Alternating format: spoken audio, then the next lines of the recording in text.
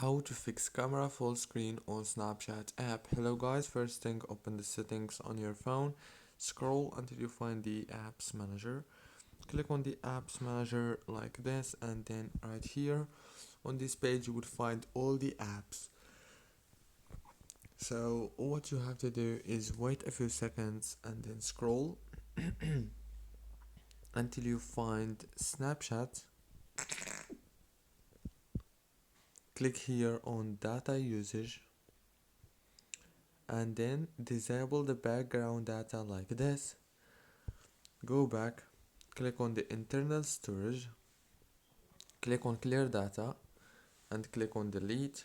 After that, go to the power usage details, click down here on force stop. And the last thing you want to do is go to the settings again, go to the wireless and networks, go to the airplane mode, enable it for 6 seconds and disable it. Don't forget to like, subscribe.